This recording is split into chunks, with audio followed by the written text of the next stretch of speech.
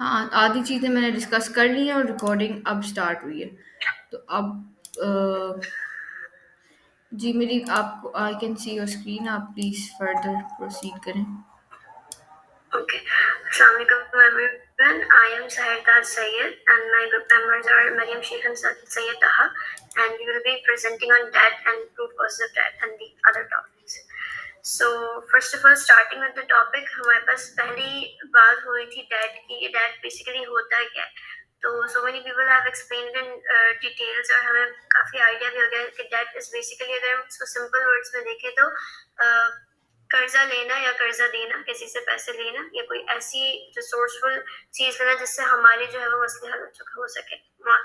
Money as example. इसके अंदर एक पॉइंट क्या आता है कि जो हम पैसे या मनी किसी से हम ले रहे हैं तो उसके अंदर एक बोरोइंग पार्टी होती है और एक लेंडर पार्टी होती है. एंड ये जो पिक्चर है ये एक्सप्लेन कर रही है कि फॉर एग्जांपल कोई इंडिविजुअल है या कोई बिजनेस है या गवर्नमेंट है. अगर इस स्क्रीन पे तो yes ma'am, कौन सी पिक्चर आप बात करी? व्हाट इज दैट वाली? कहाँ है? हमें तो नजर नहीं है। आगे करो सर. कौन सी स्लाइड आप लोगों को शो हो रही है? कोर्स वाली. व्हाट इज दैट हो रही है या फिर वो मेन स्लाइड? Main slide. ये मैंने तो कर दी है सेकंड पे. अब शो हो रही है. Okay okay. तो अच्छा, व्हाट इज दैट की मैं बात कर रही थी. तो जब भी कोई इंडिविजुअल, कोई पर्सन या फिर कोई बिजनेस या गवर्नमेंट जब कोई बोरो करती है मनी, तो उसको फिर जब वो वापस देना होता है तो एक स्पेसिफिक अमाउंट ऑफ इंटरेस्ट भी उसके ऊपर लगता है, जो कि उसको उस मनी के साथ प्रिंसिपल अमाउंट थी उसके साथ उसको वापस देना होता है.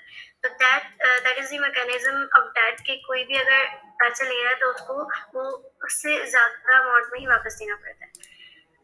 Okay. Is my second slide visible? Types of debt?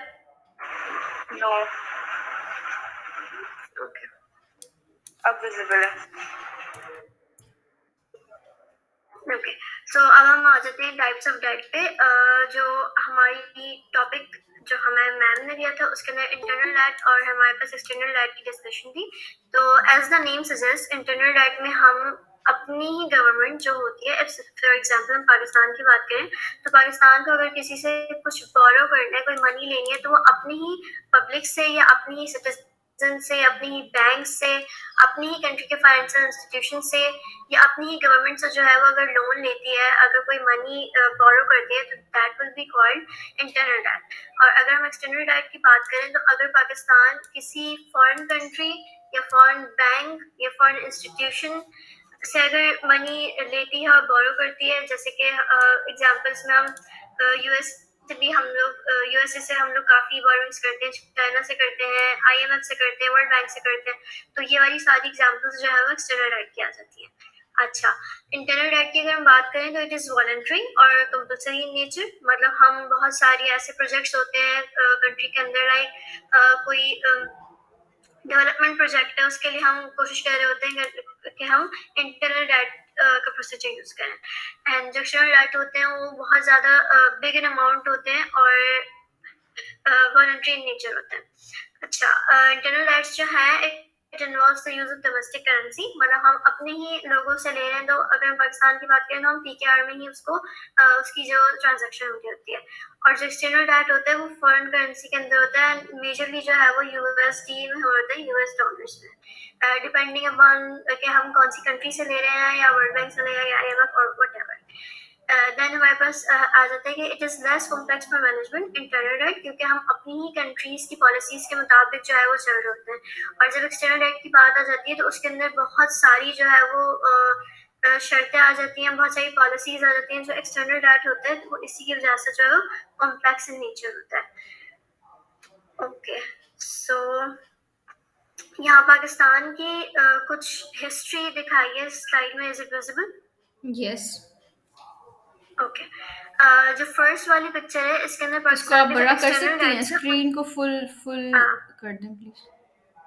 Full है मैम, मैंने तो फुल स्क्रीन की है. आई डोंट नो वहां पे क्यों शो नहीं आ रही स्लाइड है. शो पे फुल स्क्रीन नहीं हुई थी, अदरवाइज ये साइड वाले आपके वो नहीं आ रहे होते. आपके पास ये नीचे स्लाइड्स पे जाएं. मैंने किया हुआ है मैम, मैंने किया हुआ है। आई डोंट नो आपके पास क्यों नहीं आ रहा। मैंने वही किया हुआ स्लाइड शो। चले मैं उसको वैसे कंट्रोल प्लस कर देती हूँ।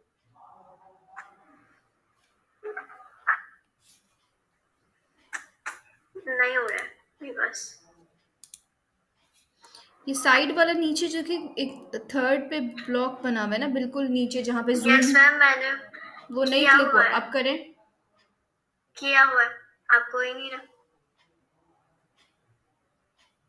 मैं इंटायर विंडो शेयर करके देख लूँ मैम, क्या पता फिर हो जाए। चलें ठीक है, कुछ अब बस एक्सप्लेन कर दें अपनी तरफ से भी उसको। ओके।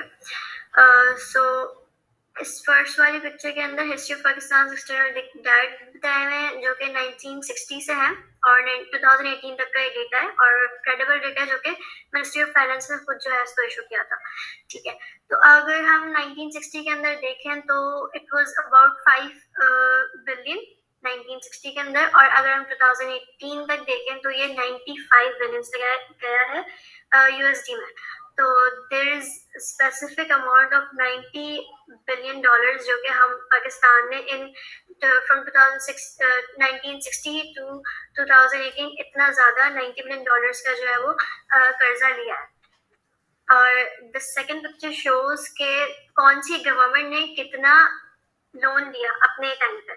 तो सबसे पहले मुशर्रफ की एरा की बात हो जाती है फ्रॉम 2002 टू 2007। जब मुशर्रफ का एरा स्टार्ट हुआ था तो इट वाज 3636, एंड जब एंड हुआ तो इट वाज 4802। मतलब इतना नहीं हुआ था, वन अराउंड 1 बिलियन का लोन इंक्रीज हुआ था। But when Zardari came it gained from 6,127 to 12,697, double amount हो गया। देन जब नवाज शरीफ आया तो इट वाज फ्रॉम 14,292 टू 21,409, जो कि 7,000 बिलियन डॉलर्स का इंक्रीज आया। देन फाइनली जो इमरान खान की गवर्नमेंट में 2020 तक का डेटा है वो ये है कि अब हमारी जो हालत है वो हम we are lying on 35,207 till 2020। अभी 2022 चल रहा है, तो it must have been rise.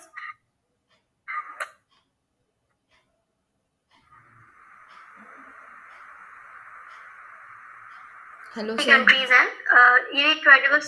या जी, मैं आप कुछ कह रही। आपकी आवाज़ एकदम से चली गई थी, आप बोलें दोबारा। जी, सो ये टॉप 20 कंट्रीज है जिनके सबसे हाईएस्ट एक्सटर्नल डेट्स चल रहे हैं। तो उसमें सबसे ज्यादा हमारे पास यूनाइटेड वी स्टेट्स कांट आता है, see then UK. The data. Yes ma'am. आप टॉप 10 कंट्रीज की बात बता रही हैं, हमें नज़र नहीं आ रहा। आपका स्लाइड विजिबल नहीं हो रही नहीं। नाउ। जी। ओके, तो ये पूरी वीडियो थी, बट मैंने उसको सोचा कि टाइम ज़्यादा कंज्यूम होगा तो मैंने उसका मेन एक्सट्रैक्ट ले लिया। तो कुछ 20 कंट्रीज हैं जो कि अभी एक्सटर्नल डेट पे बहुत ज़्यादा जिनका हाईएस्ट रेट चल रहा है, वो United states, UK, France, Germany, Netherlands, इसमें सारे, and the list goes on. Okay, Pakistan का क्या रैंक है? पाकिस्तान 20 टॉप 20 में नहीं है।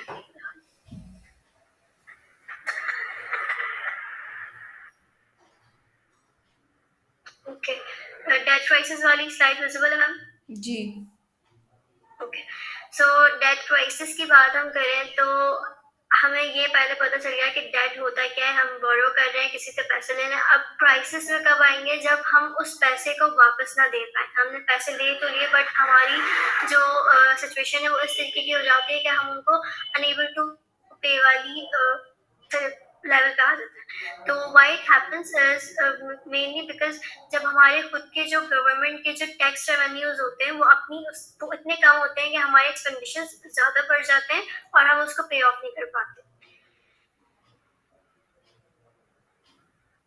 Then we have some causes of debt roots, debt crisis। अच्छा, इसके अंदर सबसे पहले हम ऑयल क्राइसिस की बात करें तो बहुत सारी कंट्रीज ऐसी हैं जो कि they are unable to produce oil, और ऑयल की प्राइसेस वगैरह जो है वो बहुत हाई हो जाती हैं, और जिसकी वजह से जो है वो ऑयल बाय भी नहीं कर पाते हैं, और उनकी जो है वो डेट प्राइसेस में चले जाते हैं। अच्छा, inflation eight USA, obviously USA जो है वो एक डोमिनेंट कंट्री है, और उसकी जो करेंसी है वो पूरी वर्ल्ड पे इफेक्ट करती है। तो अगर यूएसए के अंदर इन्फ्लेशन होती है तो वो भी दैट इज द रीजन के दूसरी कंट्रीज पे इफेक्ट होता है। देन हम गवर्नेंस की बात अगर करें तो it depends on the country कि जब वो लोन ले रहे हैं तो वो किस तरीके की टर्म्स सेट कर रहे हैं और किस तरीके से उसको मैनेज कर रहे हैं। अगर पुअरली हैंडल्ड है तो उनके जो है वो डेट प्राइसेस में चले जाएंगे और वो लोन पे नहीं कर पाएंगे। एंड देन इसी तरीके से टैक्सेस एंड सब्सिडीज हैं, अगर वो अपने टैक्सेस बहुत लो रखते हैं तो वो इतने रेवेन्यू जनरेट नहीं कर पाएंगे कि वो अपने बोरोइंग्स को पे कर सकें। देन वर्ल्ड वाइड रिसेशन 2008 में भी एक बहुत ज़्यादा हुआ था, जिसके बारे में स्लाइड्स वगैरह में भी है। इस तरीके की ऐसी सिचुएशन हो जाती है कि सारी कंट्रीज जो है वो बहुत ज़्यादा मॉनेटरी वैल्यू के लिहाज से बहुत ज़्यादा एक दूसरे पर डिपेंडेंट हो जाती हैं और पे ऑफ नहीं कर पाती हैं, और रिसोर्सेज भी जो है वो बहुत लिमिटेड हो जाते हैं। देन कुछ कंट्रीज ऐसी होती हैं कि जो वो बहुत ज़्यादा एकदम से बहुत बड़े अमाउंट की बोरोइंग्स कर लेती हैं, और उसको फिर वो इतनी कि इनफैक्ट उन्हें नीड भी नहीं होती, एंड देन दे रियलाइज के इतना बिग अमाउंट है कि उसको पे ऑफ कर ही नहीं सकते। And then conflicts and interest, ये गवर्नमेंट के बीच में भी हो सकता है, और विद इन कंट्री अगर आपने किसी से किसी बैंक से लिया है या किसी इंडिविजुअल से लिया है, जो भी है उनके बीच में कॉन्फ्लिक्ट्स कुछ हो जाते हैं, कोई ऐसी आर्ग्यूमेंट्स हो जाती हैं जो कि डेट क्राइसिस की तरफ जा सकते हैं। And then irresponsible lending of the parts of creditors, this is also the reason. कितना लंबा है So, अरसा आपका, और बाकी कब प्रेजेंट करेंगे? ma'am, that's it from my part. Next we'll continue. ठीक है, चलें next please.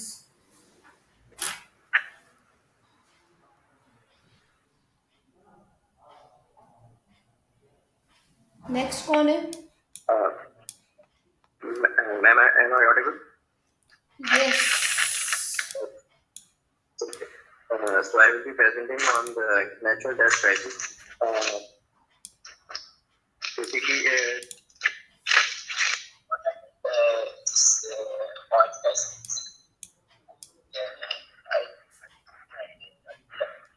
Sorry Taha, we can't hear you.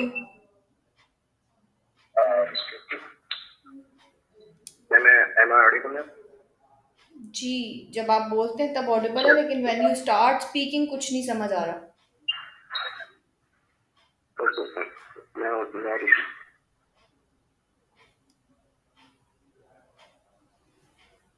Hello ताहा।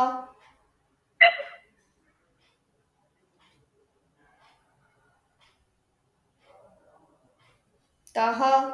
Uh, yes, ma'am, sorry. Basically, in 1973, the Organization of Petrol Exporting Countries restricted the supply of oil, so due to which the supply got restricted and the demand got very high. So the OPEC nations got the chance to greatly increase their revenues from the sale of oil. They invested heavily in the banks. Then the banks started to lend money to the developing countries on lower interest rates. Due to very large amount of money involved, these banks often paid insufficient attention to viability of the project on which this money was spent. For the next slide.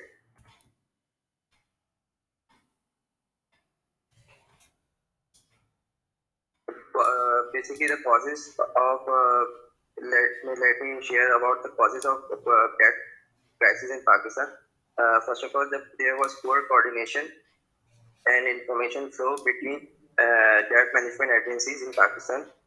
Secondly, the data management is outdated and the computer access is very limited in different departments. The long-term planning and project feasibility are at the least priority at the level of policy making and implementations. Decisions regarding debt issues are mostly based on personal inclinations, political motives, and vested interests. Lastly, the debt management in Pakistan is not an integrated part of overall macroeconomic policies, especially the fiscal and monetary policies. Next slide, please. So, looking at the reasons of increase in public debt of Pakistan has yeah, the inappropriate government actions like subsidies on oil, food, fertilizers, and high security related expenditures increase expenditures for net. And recently, the such as the pandemic and COVID, it has deeply affected the government ability to generate revenue and slow pace of revenue generation. This has eroded the devalue the currency, and the higher growth of public debt as compared to relatively compared to GDP. An increase in real growth of public debt as compared to real growth of revenues is the main reason in increasing the public debts of Pakistan. Next, please.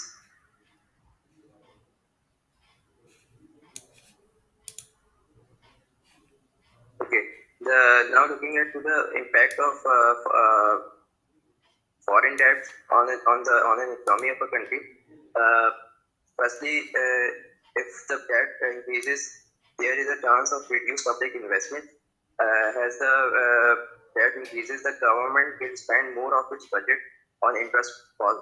As we can take an example of our own country, that our prime minister says that the previous government took so many loans, and we are in the process of just repaying those interest of the loans.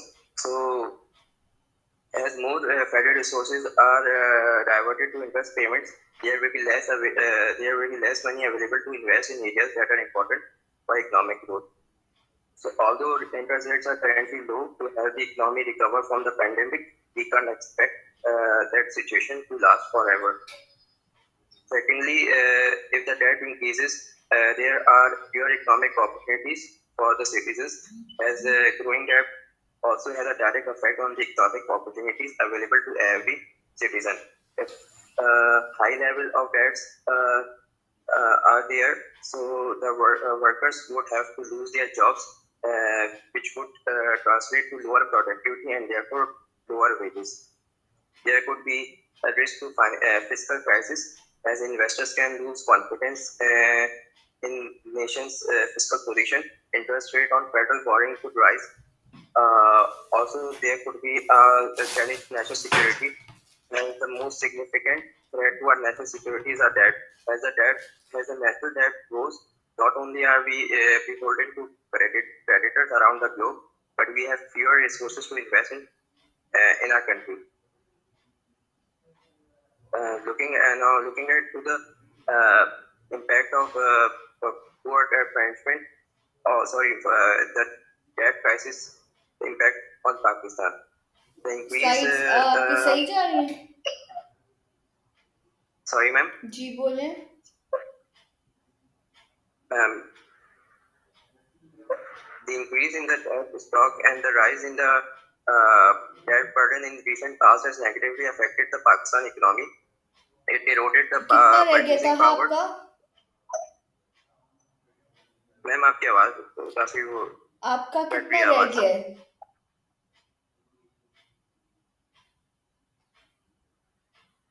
Ma'am हमारा date 50.5 No, I'm just asking how many slides you have to go more. Ma'am, it's my last slide. Okay. To sum up, please then. Yes. Okay. So basically, it eroded the purchasing power through a hike in inflation, thus negatively influencing the whole economy. It diverted the resources from development of productive activities to non-development expenditure. Economic growth also got affected, as corruption and funds not being allocated on high economic and social return projects. That's all. Good morning. My name is Mariam Sheikh. So let's start with public debt management.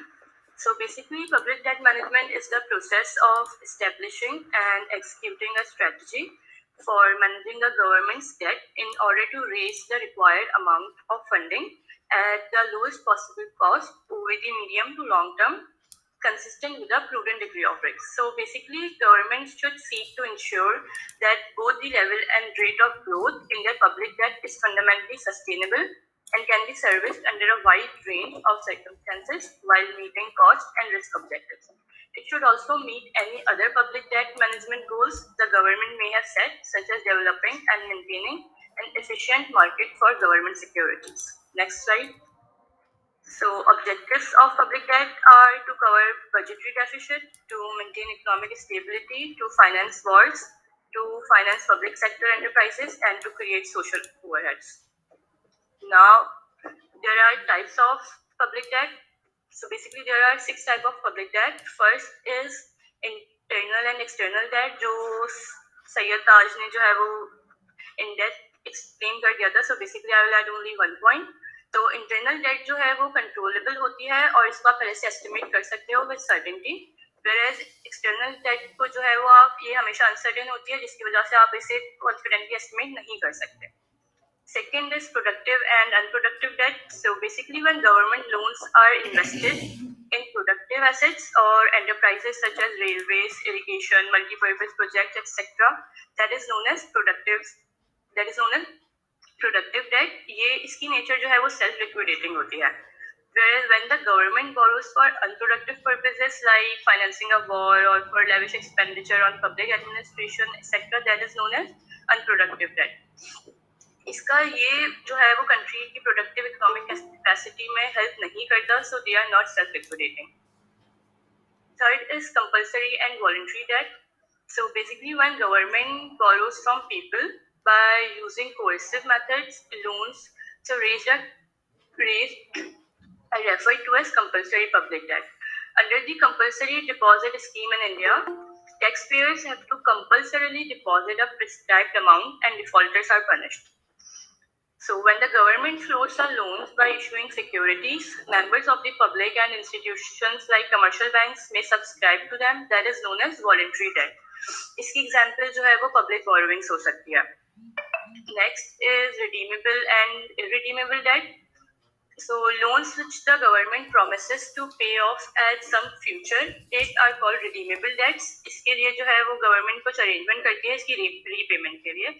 Therefore, they are known as terminable loans. And loans for which no promise is made by the government regarding the exact date of maturity, and all that the government does is to agree to pay interest regularly for the bonds issued are called irredeemable debts. इनका जो है वो maturity period fix नहीं होता और ये basically जो है वो इनका जो duration होता है वो ज़्यादा लंबा होता है. Next is short and long term debt. Short term debts जो है वो ये they mature within a short period of time, say of 3 to 9 months. इसका जो example हो सकता है वो treasury bill हो सकता है क्योंकि ये mostly treasury bill usually 90 days में जो है वो mature हो जाता है. Long term debts are those repayable after a long period of time, generally 10 years or more. तो इसका जो है वो interest rate भी high होता है long term का. Next, last is funded and unfunded debt. So funded debt is a long-term debt क्योंकि इसकी जो ड्यूरेशन है वो एटलीस्ट अ ईयर होती है. इसमें जो है वो it comprises securities which are marketable on the stock exchange. इसमें जो है वो फंडेड डेट में क्रेडिट बॉन्ड होल्डर के पास कोई राइट नहीं होता except for the right of interest. और unfunded debts are for a comparatively short duration. ये मोस्टली जो है वो रिडीम हो जाते हैं within a year. So unfunded debts are thus incurred always in anticipation of public revenue, are temporary measure to meet current needs. So thank you. That's all from our side. Okay, solutions नहीं दिए आपने, solutions नहीं आप लोगों ने discuss किए. चलें, खैर है, ठीक है. और दूसरी सेशंस ने सॉल्यूशंस वगैरह डिस्कस किए हैं, तो आप अटेंडेंस लें और उसके बाद आपकी एक्टिविटी है. आई होप कि आपकी ग्रेडिंग हो गई है वहाँ पर एलएमएस के ऊपर. आप वो सर्च, आपको मेरी आवाज़ आ रही है ना? Yes, ma'am. ठीक है. एक्टिविटी है आपकी, एक दफ़ा ही अटेम्प्ट कर सकते हैं आप, ठीक है. 7 मिनट्स हैं उसके लिए। आप पढ़ के देना चाह रहे हैं, पढ़ के दें, या आप थोड़ा ब्रेक के साथ, लेकिन 12 बजे इसका लिमिट है। 12 बजे से पहले आपने इसको सबमिट करना है, ठीक है। स्मार्ट्स पे मैं आपकी अटेंडेंस लेंगी। जो लेट आए हैं, आई एम सॉरी, उनकी अटेंडेंस नहीं मार्क होगी, ठीक है। मैं अपनी स्क्रीन शो कर दूं ताकि आप अपने नाम को देख सकें।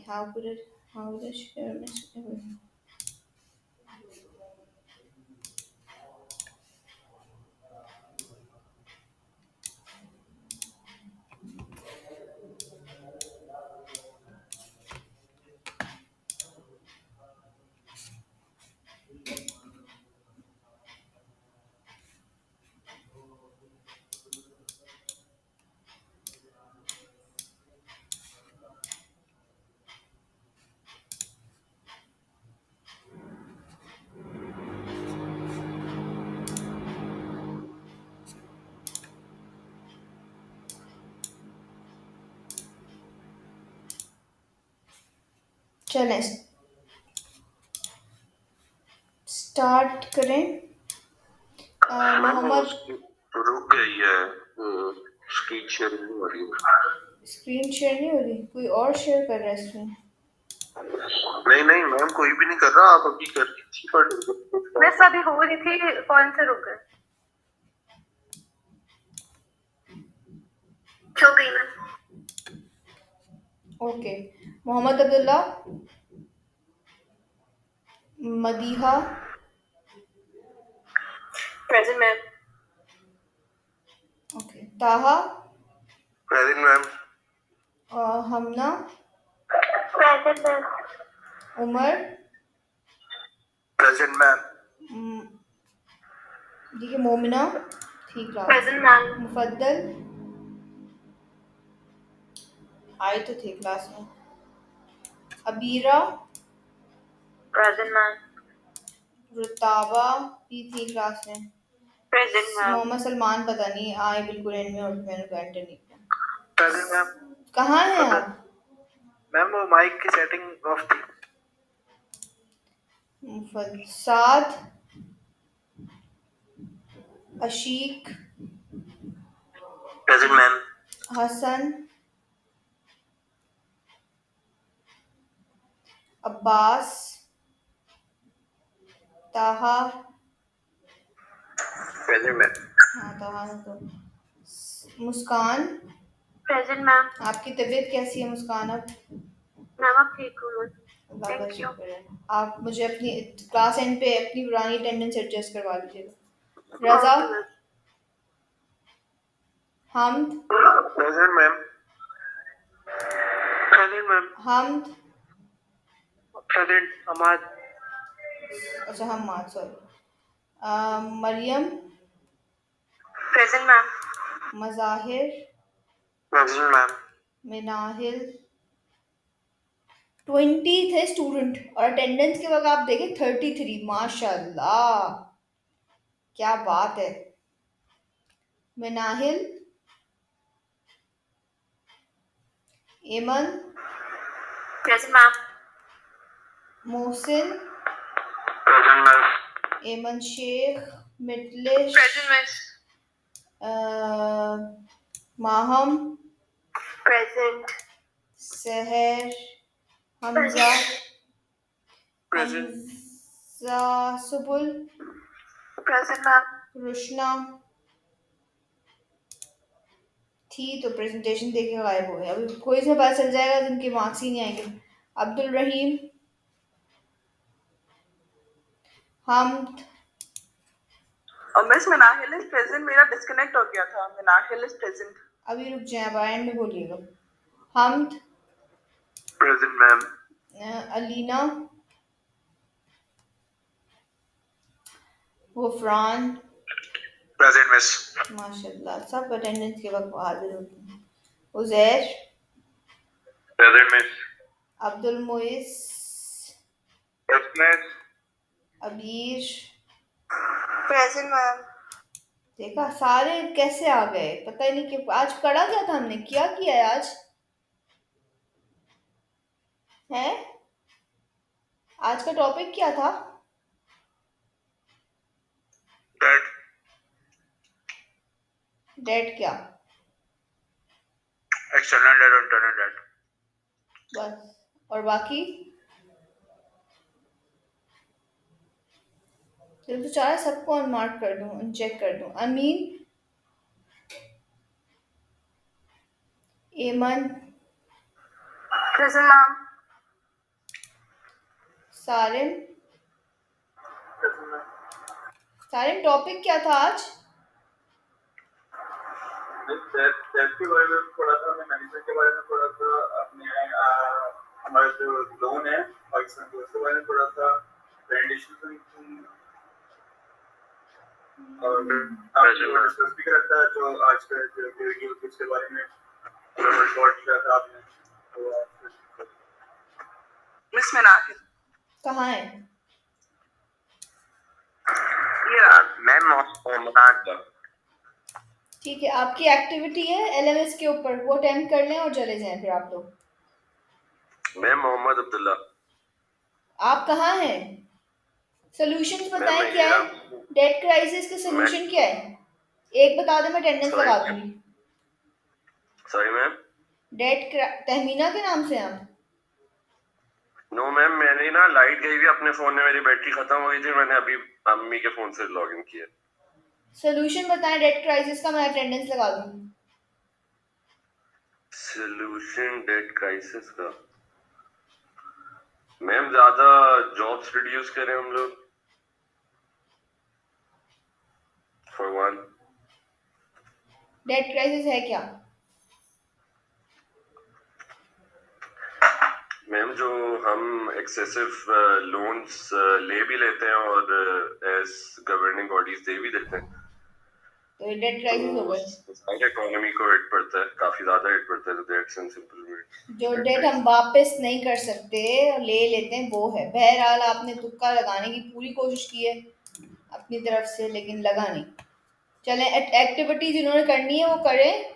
12 o'clock के बाद वो बंद हो जाएगी और एक दफा अटेम्प्ट करनी है। ठीक है, अल्लाह हाफिज। आपको नेक्स्ट क्लास में मुलाकात होगी। मैम जी जी बोलिए। मैम मेरी अटेंडेंस आपने हाँ कैसे बताइए, कौन से वीक की थी? अब 2 मैम वीक से बीमार थी? फर्स्ट वीक में रजिस्ट्रेशन नहीं हुई थी मेरी। क्यों? लेट हुई है मैम। सीट्स ही नहीं थी, एक ही सीट थी अवेलेबल, वो भी सेकंड वीक में। तब तक एक क्लास मिस हो चुकी थी और मुस्कान दूसरी नजर में आ 2 रहा है नाम? वीक है। कहीं ऊपर देखो। है मैम मेरा नाम, ऊपर है कहाँ है स्टार्टिंग कहाँ में। है कहाँ है? कहाँ है? मैम मेरी भी फर्स्ट क्लास का ये इशू है रजिस्ट्रेशन का। कौन? मैम मेरा भी यही है। मरियम चुप हो से। जाओ, कोई नहीं, तुम्हारा यही है। लड़के तो बस पागल। बात बात चेक कर ले, मैंने रजिस्टर कब किया है? मैंने लेट रजिस्टर किया है। मैम मेरा मरियम शेख है। अपनी एविडेंस भेजो, कब रजिस्टर किया उसका। मैम इसका मैं अब किस तरह भेजूंगा? मैं तो बस कोर्स ले लेता हूँ। हाँ बस थैंक ऐसे यू। नहीं होता कोई आपके पास आपके पास तो रिकॉर्ड विजिबल होगा। मैम आप खुद चेक कर सकती हैं वैसे। यस। कैसे चेक कर सकते हैं? मैम आप हमें बता दें, हम आपको चेक करके बता देंगे ना, फिर यही चीज।